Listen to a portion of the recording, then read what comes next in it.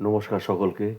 আজকে আমার ম্যানেজমেন্ট বা এমবিএ চ্যানেলে আলোচনা করব ব্যবসায়িক প্রক্রিয়া পুনর্গঠন, বিজনেস প্রসেস ইঞ্জিনিয়ারিং, বিপিআর কি। তো ব্যবসায়িক প্রক্রিয়া পুনর্গঠন বলতে আমরা বুঝি যে ব্যবসায়িক প্রক্রিয়া পুনর্কৌশল, বিপিআর হলো কর্মক্ষমতা, দক্ষতা এবং কার্যকারিতার ক্ষেত্রে নাটকীয় উন্নতি অর্জনের জন্যে ব্যবসায়িক প্রক্রিয়াগুলোতে আমূল পুনর্গঠন। ব্যবসায়িক প্রক্রিয়া পুনর্গঠন, বিপিআর, বিজনেস প্রসেস ইঞ্জিনিয়ারিং, হলো একটি কৌশলগত ব্যবস্থাপনা পদ্ধতি যা কর্মক্ষমতা এবং দক্ষতার উল্লেখযোগ্য উন্নতি অর্জনের জন্যে মূল ব্যবসায়িক প্রক্রিয়াগুলোকে মৌলিকভাবে পুনর্বিবেচনা এবং পুনর্নির্মাণের উপর দৃষ্টি নিবদ্ধ করে। বিপিআর অ্যান্ড টু এন্ড প্রক্রিয়াগুলি অপটিমাইজ করা এবং অতিরিক্ত খরচ দূর করার উপর জোর দেয়। ব্যবসায়িক প্রক্রিয়াগুলোকে সমালোচনামূলক পরীক্ষা এবং পুনর্নির্মাণের মাধ্যমে বিপিআর দক্ষতা, কার্যকারিতা এবং কর্মক্ষমতা উন্নত করে। এই উন্নতিগুলি খরচ, আউটপুট, পরিষেবা, গতি এবং গুণমান সহ ব্যবসার বিভিন্ন দিককে প্রভাবিত করতে পারে। বিপিআর একটি এককালীন প্রকল্প নয়, বরং উদ্ভাবন এবং অপটিমাইজেশনের একটি অবিচ্ছিন্ন যাত্রা। বিকশিত ব্যবসায়িক পরিবেশের সাথে খাপ খাইয়ে নিতে এবং প্রতিযোগিতামূলক প্রান্ত বজায় রাখার জন্যে সংস্থাগুলিকে তাদের প্রক্রিয়াগুলোকে ক্রমাগত মূল্যায়ন এবং পরিমার্জন করতে হবে। বিপিআর বাস্তবায়ন সকল আকার এবং শিল্পের প্রতিষ্ঠানকে বিস্তৃত করে। এর উদ্দেশ্য হল কর্মপ্রবাহকে সহজতর করা, অপ্রয়োজনীয় পদক্ষেপগুলি দূর করা এবং দক্ষতা ও কার্যকারিতা সর্বোত্তম করার জন্যে সম্পদের ব্যবহার উন্নত করা। বিপিআরে আমূল পরিবর্তন অন্তর্ভুক্ত থাকে যা একটি প্রতিষ্ঠানের মধ্যে বিদ্যমান নিয়ম এবং পদ্ধতিগুলিকে চ্যালেঞ্জ করে। এটিকে ব্যবসায়িক প্রক্রিয়া ব্যবস্থাপনা বা বিপিএম, ব্যবসায়িক প্রক্রিয়া উন্নতি বা বিপিআই এর সাথে বিভ্রান্ত করা উচিত নয়। বিপিএম এবং বিপিআই, বিজনেস প্রসেস ম্যানেজমেন্ট, এটা আলাদা এবং যা আরও ক্রমবর্ধমান পরিবর্তনের সূচনা করে। বিপিআর বাস্তবায়নের জন্যে কোম্পানিগুলি প্রথমে ফাঁক এবং উন্নতি সুযোগগুলি চিহ্নিত করার জন্যে প্রক্রিয়াগুলি বিশ্লেষণ করে। কৃত্রিম বুদ্ধিমত্তা, যেটি এআই দ্বারা পরিচালিত প্রক্রিয়া, খনির মতো কৌশলগুলি অন্তর্দৃষ্টির জন্যে তথ্য ব্যবস্থা বিশ্লেষণ করে। এই মূল্যায়ন কিভাবে কাজ সম্পাদন করা উচিত সে সম্পর্কে সিদ্ধান্ত গ্রহণের নির্দেশিকা দেয়, যার মধ্যে ব্যবসায়িক প্রক্রিয়া আউটসোর্সিং, যেটি বিপিও, বিজনেস প্রসেস আউটসোর্সিং, ব্যবহার এবং তৃতীয় পক্ষের ভূমিকা পুনর্নির্ধারণ অন্তর্ভুক্ত রয়েছে। বিপিআর কাজ কিভাবে পরিচালিত হয় তা মৌলিকভাবে পুনর্নির্মাণ করার লক্ষ্যে কাজ করে।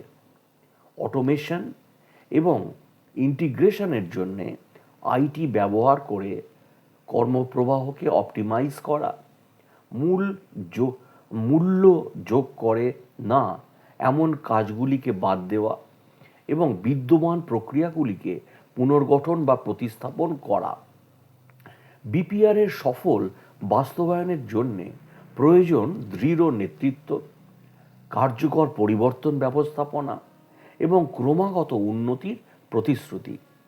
নেতাদের অবশ্যই বিপিআর উদ্যোগকে সমর্থন করতে হবে এবং অর্থবহ পরিবর্তন সক্ষম করার জন্যে প্রয়োজনীয় সংস্থান, সহায়তা এবং দিক নির্দেশনা প্রদান করতে হবে। এছাড়াও সংস্থাগুলিকে প্রতিরোধ প্রশমিত করতে এবং কর্মীদের পুরো প্রক্রিয়া জুড়ে নিযুক্ত এবং ক্ষমতায়িত করার জন্যে পরিবর্তন ব্যবস্থাপনা ও কৌশলগুলিতে বিনিয়োগ করতে হবে। তো বিপিআর এর ইতিহাস নিয়ে কিছুটা কথা বলি। ব্যবসায়িক রূপান্তর অর্জনের জন্যে ব্যবসায়িক কার্যক্রমকে আমূল পুনর্গঠনের লক্ষ্যে 1990 এর দশকের গোড়ার দিকে ব্যবসায়িক প্রক্রিয়া পুনর্গঠন বিপিআর, বিজনেস প্রসেস রিইঞ্জিনিয়ারিং, একটি ব্যবস্থাপনা পদ্ধতি হিসেবে আবির্ভূত হয়। 1993 সালে মাইকেল হ্যামার এবং জেমস চ্যাম্পির রিইঞ্জিনিয়ারিং দ্য কর্পোরেশন বইটি প্রকাশের মাধ্যমে বিপিআর পদ্ধতিটি বিশিষ্টতা অর্জন করে এবং ব্যবস্থাপনা তাত্ত্বিক ও অধ্যাপক হ্যামারকে প্রায়শই বিপিআর এর প্রতিষ্ঠাতা ব্যক্তিত্বের একজন হিসাবে কৃতিত্ব দেওয়া হয়। একই বছরে প্রকাশিত থমাস ডেভেনপোর্টের লেখা প্রসেস ইনোভেশন বইটিও বিপিআর আলোচনায় অবদান রাখে। এই দুটি বই অবশ্যই আপনারা পড়বেন। তো ডেভেনপোর্ট প্রক্রিয়া মডেলে উদ্ভাবন ও গুরুত্ব এবং ব্যবসায়িক প্রক্রিয়াগুলির মধ্যে উন্নতির সুযোগগুলি চিহ্নিত করার জন্যে পদ্ধতিগত পদ্ধতির উপর জোর দেন। বিপিআর প্রাথমিক গ্রহণকারীদের মধ্যে একটি ছিল ফোর্ড মোটর কোম্পানি, যারা 1990 এর দশকে তাদের উৎপাদন প্রক্রিয়াগুলিকে সহজতর করতে এবং প্রতিযোগিতামূলক উন্নত করতে পুনর্কৌশল উদ্যোগে বাস্তবায়ন করে। কর্মপ্রবাহ পুনর্গঠন, ব্যবস্থাপনার স্তর হ্রাস এবং প্রযুক্তি ব্যবহারের মাধ্যমে ফোর্ড কার, যেটি উল্লেখযোগ্য খরচ সাশ্রয় এবং পরিচালনা দক্ষতা অর্জন করে, এই বিপিআর প্রসেস রিইঞ্জিনিয়ারিং অ্যাপ্লাই করে। 1990 এর দশকে ব্যবসায়িক জগতে বিপিআর যখন মনোযোগ আকর্ষণ করে, তখন এটি সমালোচনারও সম্মুখীন হয়। দুর্বল কর্মীদের উপর এর জোর সাংগঠনিক পরিবর্তনের সাথে জড়িত মানবিক কারণগুলো উপেক্ষা করতে পারে। সেই সময় অজনপ্রিয় ডাউনসাইজিং এবং আউটসোর্সিং প্রবণতার সাথে এর সংযোগ টেমপ্লেটের পদ্ধতিগুলির প্রতি নেতিবাচক দৃষ্টি আকর্ষণ করে। সমালোচনা সত্ত্বেও বিপিআর বিকশিত হতে থাকে এবং ব্যবসায়িক কার্যক্রমকে আরও উন্নত করার জন্যে ডিজিটাল রূপান্তরের সাথে সম্পর্কিত নতুন পদ্ধতি এবং নতুন প্রযুক্তি অন্তর্ভুক্ত করে। আজও বিপিআর সাংগঠনিক উদ্ভাবন এবং কর্মদক্ষতা পরিচালনা করার জন্যে একটি প্রাসঙ্গিক এবং প্রভাবশালী পদ্ধতি হিসাবে রয়ে গেছে। তো কেন প্রতিষ্ঠানগুলি বিপিআর বাস্তবায়ন করে?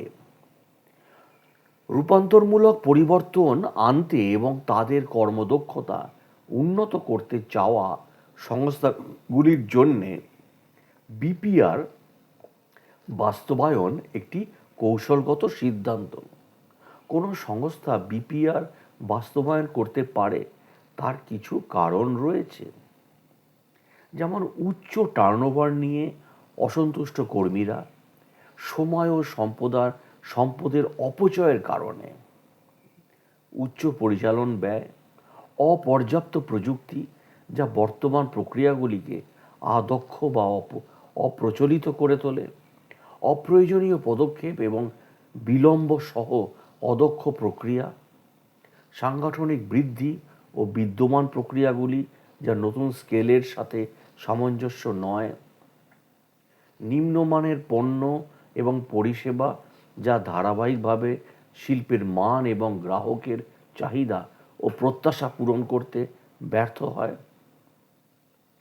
অভিযোগকারী এবং ফেরতের অনুরোধকারী অসন্তুষ্ট গ্রাহকরা।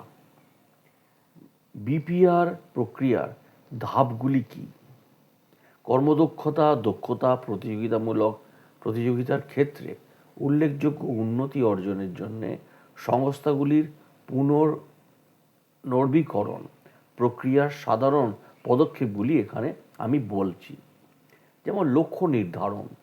বিপিআরের প্রথম ধাপ হল ঊর্ধ্বতন ব্যবস্থাপনা এবং প্রক্রিয়া মালিকদের লক্ষ্য বা কাঙ্ক্ষিত ফলাফল স্পষ্টভাবে সংজ্ঞায়িত করা। পুনর্গঠন প্রচেষ্টা থেকে কি অর্জন করা প্রয়োজন তা বোঝা, যেমন দ্রুত ডেলিভারি সময় বা উন্নত গ্রাহক সন্তুষ্টি। নেক্সট পয়েন্টে বলবো বর্তমান অবস্থা মূল্যায়ন করুন। ব্যবসায়িক প্রক্রিয়াগুলির বর্তমান অবস্থা মানচিত্র করুন। অদক্ষতা, বাধা, উন্নতির ক্ষেত্রগুলি নির্ধারণের জন্য বিদ্যমান কর্মপ্রবাহ সম্পর্কে তথ্য সংগ্রহ করুন এবং স্টেক হোল্ডারদের সাক্ষাৎকার নিন। প্রক্রিয়াটির অবস্থা সম্পূর্ণরূপে বুঝতে পারফরমেন্স ম্যাট্রিক্স বিশ্লেষণ করুন। নেক্সট পয়েন্টে বলবো আমি ফাঁক এবং সুযোগগুলি চিহ্নিত করুন। বর্তমান অবস্থা বোঝার পর বর্তমান কর্মদক্ষতা এবং কাঙ্ক্ষিত ফলাফলের মধ্যে ব্যবধান চিহ্নিত করুন। প্রক্রিয়ার সমস্ত ধাপ প্রয়োজনীয় কিনা তা পরীক্ষা করুন। অগ্রগতি পরিমাপ এবং উন্নতির সুযোগগুলি শনাক্ত করার জন্য মূল কর্মদক্ষতা সূচক কেপিআই স্থাপন করুন। নেক্সট পয়েন্টে বলবো ভবিষ্যতের রাষ্ট্র গড়ে তুলুন। বিশ্লেষণের উপর ভিত্তি করে ব্যবসায়িক প্রতিযোগিতা বা ব্যবসায়িক প্রক্রিয়াগুলির জন্য একটি ভবিষ্যৎ অবস্থা তৈরি করুন, যা প্রতিষ্ঠানের কৌশলগত লক্ষ্যগুলির সাথে সামঞ্জস্য। একটি অত্যাধুনিক প্রক্রিয়া মানচিত্র তৈরি করুন, যা চিহ্নিত ফাঁকগুলি পূরণ করতে পারে এবং উদ্ভাবনী সমাধানগুলি অন্তর্ভুক্ত করে। প্রয়োজনে একটি নতুন প্রক্রিয়া তৈরি করুন। চিহ্নিত করুন যে কর্মক্ষমতা ট্র্যাক করার জন্য প্রক্রিয়ার প্রতিটি ধাপের জন্য কেপিআই নির্ধারণ করা হয়েছে। নেক্সট পয়েন্টে বলবো পরিবর্তনগুলি বাস্তবায়ন করুন। ভবিষ্যতের রাজ্য প্রক্রিয়া মানচিত্রে বর্ণিত পরিবর্তনগুলি বাস্তবায়ন করুন, যাতে সমস্ত স্টেক হোল্ডাররা নতুন প্রক্রিয়াগুলির সাথে অবহিত এবং একমত হন। পরিবর্তনগুলি সফলভাবে বাস্তবায়নের জন্য নির্ভরতা এবং সম্পদের প্রয়োজনীয়তা সম্পর্কে সচেতন থাকুন। মূল কর্মপ্রবাহের তুলনায় পরিবর্তনগুলির প্রভাব মূল্যায়ন করার জন্য ক্রমাগত কেপিআই পর্যবেক্ষণ করুন। নেক্সট পয়েন্টে বলবো মূলধন বা মূল্যায়ন করুন এবং পুনরাবৃত্তি করুন। পুনর্নির্মিত প্রক্রিয়াগুলির কর্মদক্ষতা ক্রমাগত মূল্যায়ন করুন এবং দক্ষতা এবং কার্যকারিতা আরও উন্নত করার জন্য প্রয়োজন অনুসারে পুনরাবৃত্তি করুন। স্টেক হোল্ডারদের কাছ থেকে প্রতিক্রিয়া নিন এবং শিক্ষার উপর ভিত্তি করে সমন্বয় করুন। বিপিআর একটি পুনরাবৃত্তিমূলক প্রক্রিয়া। দীর্ঘমেয়াদী সাফল্যের জন্য চলমান মূল্যায়ন এবং অপটিমাইজেশন অপরিহার্য। এবারে আলোচনা করব আমি বিপিআর-এর বিজনেস প্রসেস রিইঞ্জিনিয়ারিংয়ের কী সুবিধা আছে। What are the benefits of business process reengineering. BPR প্রতিষ্ঠানগুলোকে কর্মদক্ষতা, প্রতিযোগিতা, লাভজনকতার ক্ষেত্রে নাটকীয় উন্নতি অর্জনের সুযোগ দেয়। সম্ভাব্য সুবিধাগুলির মধ্যে রয়েছে প্রতিযোগিতামূলক সুবিধা, দ্য কম্পিটিটিভ বেনিফিটস। দক্ষতা, মান ব্যবস্থা এবং গ্রাহক সন্তুষ্টিতে উল্লেখযোগ্য উন্নতি সাধনের মাধ্যমে বিপিআর প্রতিষ্ঠানগুলোকে তাদের শিল্পের মধ্যে একটি টেকসই প্রতিযোগিতামূলক সুবিধা প্রদান করতে পারে। যেহেতু বিপিআর দক্ষতা, গুণমান এবং গ্রাহক সন্তুষ্টিতে উল্লেখযোগ্য উন্নতি সাধন করে, তাই এটি প্রতিষ্ঠানগুলোকে তাদের শিল্পের মধ্যে একটি টেকসই প্রতিযোগিতামূলক সুবিধা প্রদান করে। উন্নত মানের বিপিআরের উদ্দেশ্য হল ত্রুটি ত্রুটি এবং ত্রুটি দূর করার জন্যে প্রক্রিয়াগুলোকে পুনরায় নকশা করে পণ্য এবং পরিষেবার মান উন্নত করা, প্রক্রিয়াগুলোকে সম্মত এবং সর্বোত্তম অনুশীলনগুলি প্রয়োগ করা এবং মান পরীক্ষাগুলোকে একীভূত করা সংস্থাগুলিকে গ্রাহকদের উঁচু মানের ফলাফল প্রদান করতে পারে, যার ফলে গ্রাহকদের সন্তুষ্টি এবং আনুগত্য বৃদ্ধি পায়। বিপিআর পণ্য উন্নয়ন, উৎপাদন এবং ডেলিভারি প্রক্রিয়াগুলিকে সুগম করে, নতুন পণ্য এবং পরিষেবার জন্য টাইম টু মার্কেট সংস্থাগুলিকে ত্বরান্বিত করতে সাহায্য করে, চক্রের সময় হ্রাস করে, তৎপরতা বৃদ্ধি করে, সংস্থাগুলির বাজারের চাহিদার প্রতি আরও দ্রুত সাড়া দিতে পারে, উন্নত গ্রাহক সন্তুষ্টি, কাস্টমার স্যাটিসফ্যাকশন।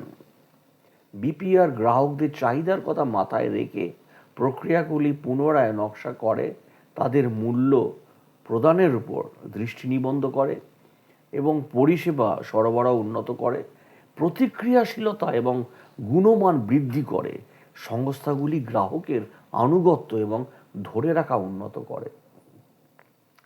বিপিআর প্রক্রিয়াগুলির আমূল পুনর্গঠনের উপর জোর দেয়, যার ফলে কর্মপ্রবাহ সুগম হয়, চক্রের সময় হ্রাস পায় এবং সম্পদের আরও ভালো ব্যবহার হয়। অপ্রয়োজনীয় কাজ এবং অমূল্য সংযোজন কার্যকলাপ হ্রাস দিয়ে সংস্থাগুলি কম সম্পদ দিয়ে আরও বেশি কিছু অর্জন করতে পারে, যার ফলে দক্ষতা বৃদ্ধি পায়। আর অপ্রয়োজনীয় পদক্ষেপ কমানো, ম্যানুয়াল কাজগুলি স্বয়ংক্রিয় করা এবং সম্পদ বরাদ্দ উন্নত করা কর্মক্ষম খরচ কমাতে এবং প্রতিষ্ঠানগুলির জন্য উল্লেখযোগ্য সাশ্রয় করতে পারে।